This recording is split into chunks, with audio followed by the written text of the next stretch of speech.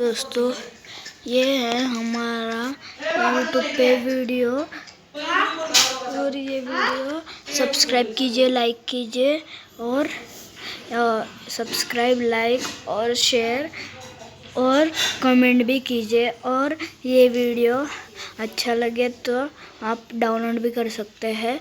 अभी देखेंगे ये वीडियो में क्या हम करते हैं। ओनली बायोम, एक ऐसी जगह जहां पर ना तो कोई ट्रीज होती है और ना ही कोई ठीक से एनिमल, और अगर प्लीज। एनिमल होते भी हैं तो सिर्फ कुछ गिने चुने विलेजेस में। और ऐसे में यहाँ पर सरवाइव करना और भी ज्यादा मुश्किल हो जाता है। पर मैं यहाँ पर सरवाइव करने वाला हूँ पूरे 100 दिन, क्योंकि मुश्किलों से पंगा लेने की अब आदत सी हो गई है। और हाँ, ये इस जर्नी का पार्ट 1 है। तो अगर आपको ये वीडियो पसंद आएगी तो वीडियो को एक लाइक जरूर कर देना। तो आइए शुरू करते हैं अपनी इस हार्डकोर जर्नी को। पहले दिन की शुरुआत होते ही मैंने अपने चारों तरफ नजरें दौड़ाई और मुझे सिर्फ और सिर्फ रेत ही दिखाई दी। पर जैसे ही मैंने अपने कदम आगे बढ़ाए मुझे एक डेजर्ट टेम्पल दिखाई दिया। जैसे मैं थोड़ा सा और आगे गया मुझे एक विलेजर आउटपोस्ट भी दिखाई दिया, और ये यहाँ की सबसे ज्यादा जरूरी चीज थी, क्योंकि यहीं से मुझे मिलने वाला था काफी सारा वुड, और साथ में ही मुझे एक केव भी दिखाई दिया। डेजर्ट टेम्पल जाके मैंने चेस्ट को लूटा और वहां मुझे सिर्फ थोड़ा सा आयरन मिला।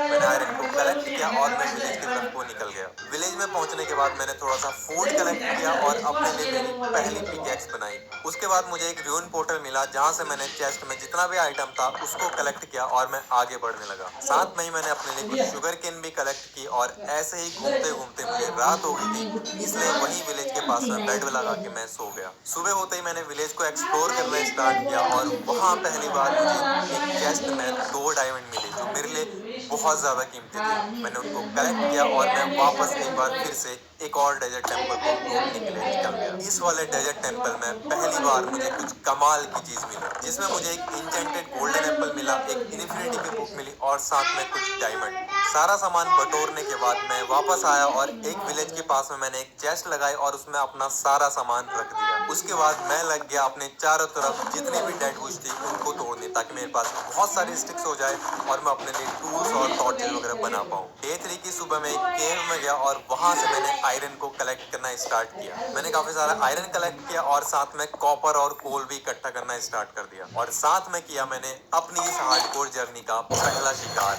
वो भी एक स्केलेटन का। केव एक्सप्लोर करते करते मुझे काफी सारी डर्ट दिखाई दी, तो मैंने उस डर्ट को कलेक्ट करना स्टार्ट कर दिया, क्योंकि यहाँ पर फार्म करने के लिए डर्ट की बहुत ज्यादा जरूरत थी। अगले दिन सुबह होते ही मैंने अपने फार्म पर काम करना स्टार्ट किया। उसके बाद मैं निकल गया केव में एक बार फिर से कुछ जरूरी सामान को इकट्ठा करने के लिए। मैं जैसे ही केव में पहुंचा तभी अचानक कहीं से एक क्रीपर आके फट गया और उसने मेरी आध से ज्यादा हेल्थ खत्म कर दी। मैं उससे बचा ही था कि तभी अचानक मेरे ऊपर से सैंड का पहाड़ नीचे गिर गया और मैं बाल बाल मरते हुए बचा। अगले दिन उठकर मेरे पास जितना भी आयरन था मैंने उनको स्मेल्ट करने लगा दिया, और साथ में अपने लिए एक वो और बकेट भी बनाया। फिर वाटर कलेक्ट करके मैंने अपने फार्म में वाटर को फिल करना स्टार्ट कर दिया। वहाँ मुझे आसपास जितने भी शुगर केन दिख रहे थे मैंने उनको कलेक्ट किया, और साथ में ही वहाँ विलेज से मैंने कुछ सीड लिए और उनको अपने फार्म में प्लांट कर दिया। साथ में ही मैंने फार्म के पास में शुगर केन के लिए एक एरिया बना के शुगर केन को भी प्लांट कर दिया। डे 6 की शुरुआत होते ही मैंने सबसे पहले अपने आसपास के एरिया को क्लीन किया। जितनी भी सैंड मिली थी मुझे उसको मैंने स्मेल्ट करने रखा, और साथ में कुछ सैंडस्टोन की वॉल बना के मैंने अपने लिए एक एरिया बनाया ताकि वहां पर मैं कुछ एनिमल्स को लाके रख सकूं। और इसी तरह रात होते होते मेरा जो एनिमल बांध था वो बन के रेडी हो चुका था। मैंने वहां पर कुछ लैंटर्न लगाए और उस एरिया को लाइट अप करने के बाद मैं सो गया। अगले दिन सुबह होते ही मैंने अपने एनिमल बांध के लिए एनिमल्स को ढूंढना स्टार्ट किया। मुझे एक विलेज में 2 काव मिले, तो मैं उनको बहला फुसला कर जैसे तैसे अपने एनिमल बांध तक ले आया। थोड़ी देर में ही मुझे इस डेजर्ट आइलैंड में घूमती हुई एक शीप मिली, तो मैं उसको भी अपने बांध पे लेके आ गया। मेरे पास जितना भी आयरन स्मेल्ट हुआ था मैंने उससे अपने लिए एक आयरन का आर्मर बनाया, और पहली बार मैंने पूरा आयरन का आर्मर पहन लिया। और उसके बाद एक बार फिर से मैं अपने फार्म पर काम करने लग गया। मेरे पास जितना भी बोन मिलता उसकी हेल्प से मैं उनको बार बार ग्रो कर रहा था और दोबारा से रिप्लांट कर रहा था। अगले दिन होते ही मैं निकल पड़ा विलेजर आउटपोस्ट की तरफ को, और आउटपोस्ट में घुसते ही मैंने सबसे पहले उनका जो मेन एंट्रेंस था उसको ब्लॉक किया ताकि वो लोग अंदर ना आ पाए, और मैं गया सीधे सबसे ऊपर जहां पर रखी हुई थी उनकी चेस्ट में ज्यादा कुछ तो नहीं था, बट हाँ एक बहुत काम की चीज थी और वो थी कैरेट, क्योंकि अब मेरे पास एक और सीड था प्लांट करने के लिए। उसके बाद वहाँ पे जितना भी वुड था मैंने वहाँ से बहुत सारा वुड इकट्ठा किया और मैं निकल गया वापस अपने बेस के लिए। उसी बीच मुझे फॉलो करते करते एक विलेजर अपने कैरेट्स को लेने के लिए मेरे फार्म तक आ पहुंचा। मैंने उसको कैरेट्स तो नहीं दी पर एक चीज जरूर दी और वो थी थोड़ी देर में मुझे एक विलेज में 2 पिग्स दिखे तो मैं उनको भी कैरेट की मदद से अपने बांध तक ले आया। डे 9 को मैं एक बार फिर से एक्सप्लोर करने के लिए निकल गया। मैं एक नए विलेज में पहुंचा और वहां पहुंचकर मैंने जितने भी वहां पे हेवेल थी उनको इकट्ठा किया और वहीं पे मुझे एक और डेजर्ट टेंपल दिखाई दिया तो मैंने वहां से भी सारी लूट कलेक्ट की और मैं आगे बढ़ने लगा। थोड़ी देर में मुझे एक और विलेजर आउटपोस्ट दिखाई दिया तो मैं वहां गया और वहां जाके मैंने चेस्ट लूटी, उसमें जितना भी सामान था वो मैंने कलेक्ट किया। साथ में ही वहां से मैंने बहुत सारा वुड कलेक्ट किया और मैं आगे निकल गया। डे 10 को भी मैंने बहुत सारे डेजर्ट टेंपल्स को लूटा। उसके बाद मैं एक विलेज में गया और वहां पे मुझे मिली सी पिकल तो मैंने उसको इकट्ठा किया और मैं इसी तरह आगे अपनी जर्नी को कंटिन्यू करता गया। डे 11 हो चुका था और रेगिस्तान में भटकते भटकते मुझे एक और विलेज दिखाई दिया और जैसे ही मैं उस विलेज के करीब पहुंचा मैंने देखा कि उस विलेज में एक ब्लैक स्मिथ का घर है और वहां पे कुछ काम की चीज मिल सकती है। इसलिए मैं जैसे ही वहां गया मैंने देखा कि वहां तो कुछ बहुत ही ज्यादा बहुमूल्य चीज है और वो थी ओक सैपलिंग। और इस रेगिस्तान में इससे ज्यादा इंपॉर्टेंट चीज और कुछ भी नहीं हो सकता और इसका मतलब ये था कि अब मैं जितनी मर्जी चाहूं उतने पेड़ उगा सकता हूँ। वहां से सारी चीजें कलेक्ट करने के बाद मैं आगे निकल गया और जैसे ही मैं आगे पहुंचा मुझे एक और विलेजर आउटपोस्ट दिखाई दिया। विलेजर आउटपोस्ट में मुझे कुछ खास चीज तो नहीं मिली थी इसलिए मैं आगे निकल गया और जैसे मैं थोड़ा सा आगे गया मुझे एक और डेजर्ट टेंपल दिखाई दिया और वहां की भी ये मैंने वीडियो सारी आपको चीजों कैसा को लग रहा है collect कर बता लिया। दीजिए, Day लाइक 12 कीजिए, को अपने सब्सक्राइब base की कीजिए, तरफ शेयर को कीजिए, निकलते हुए कमेंट मुझे भी रास्ते में कीजिए। एक र्यून पोर्टल दिखाई दिया जिसमें 2 गोल्ड के ब्लॉक थे और साथ में एक चेस्ट भी थी। उसके बाद मैं एक और विलेज में गया और वहां पर लाइब्रेरियन के घर से मैंने बहुत सारी बुक शेल्फ को कलेक्ट किया और मैं वापस अपने बेस के लिए निकल गया। और ऐसे ही बहुत सारे र्यून पोर्टल्स और साथ में कई सारे डेजर्ट टेंपल को लूटने के बाद डे 13 की रात तक मैं अपने बेस पर पहुंच चुका था। क्योंकि मेरे पास सैडल थी इसलिए डे 14 को मैं निकल गया एक हॉर्स को ढूंढने के लिए। मुझे पास के ही विलेज में एक हॉर्स मिल चुका था तो मैंने उसको टेम करना स्टार्ट किया और जैसे ही वो टेम हुआ मैंने उसको सैडल पहनाई और मैं उसको अपने बेस की तरफ को लाने लगा। बेस पर पहुंचने के बाद मैंने उसको उसकी डायमंड की आर्मर पहनाई और अपने एनिमल बांध में बाकी सारे एनिमल्स के साथ में रख दिया। उसके बाद मेरे पास जितनी भी डर्ट थी उनको लेके मैं अपने शुगर केन फार्म के पास में गया और वहां पर मैंने अपने लिए एक जंगल का एरिया बनाना स्टार्ट कर दिया। मेरे पास जितनी भी ओक सैपलिंग थी मैंने उनको प्लांट करना स्टार्ट किया और साथ में मैं अपने बाकी सारे फार्म पे भी काम करने में लग गया। मैंने बोन मिल की हेल्प से अपने ट्रीज को बहुत जल्दी जल्दी ग्रो किया